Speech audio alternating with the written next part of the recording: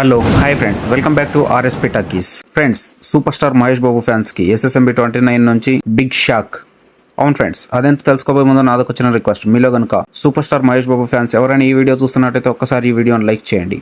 అలానే మన ఛానల్ ఇంకా సబ్స్క్రైబ్ చేసుకోకుండా చూస్తున్నట్లయితే వెంటనే సబ్స్క్రైబ్ చేసుకోండి. అలానే పక్కనే ఉన్న బెల్ ఐకాన్ని ఆన్లో పెట్టుకోండి. ఇక లేట్ చేయకుండా మ్యాటర్లోకి వెళ్తే, టాలీవుడ్లో తెరకెక్కుతున్న ప్రెస్టీజియస్ ప్రాజెక్ట్ SSMB 29 ఇప్పటికే షూటింగ్ శరవేగంగా జరుగుతోంది. ఈ సినిమాతో దర్శక ధీరుడు Rajamouli, super star Mahesh Babu Indian box office దగ్గర సరికొత్త రికార్డులు క్రియేట్ చేసేందుకు సిద్ధమవుతున్నారు. ఇక ఈ సినిమాను అడ్వెంచర్ థ్రిల్లర్ గా రూపొందిస్తున్న విషయం అందరికీ తెలిసిందే. కాగా ఈ సినిమాకు సంబంధించి ప్రస్తుతం సోషల్ మీడియాలో ఓ వార్త జోరుగా చక్కర్లు కొడుతోంది. ఈ సినిమాను ఫస్ట్ గా రాజమౌళి గారు 2 భాగాలుగా తెరకెక్కిస్తారని, దీంతో ఈ సినిమా బాక్సాఫీస్ వద్ద సెన్సేషన్ క్రియేట్ చేయడం పక్కా అని అందరూ భావించారు. కానీ ఇప్పుడు రాజమౌళి గారు ఈ సినిమాను కేవలం ఒకే భాగంగా తీయాలని, 2వ భాగం కోసం కథను సాగదీయడం సరైన విషయం కాదని ఆయన భావిస్తున్నారట.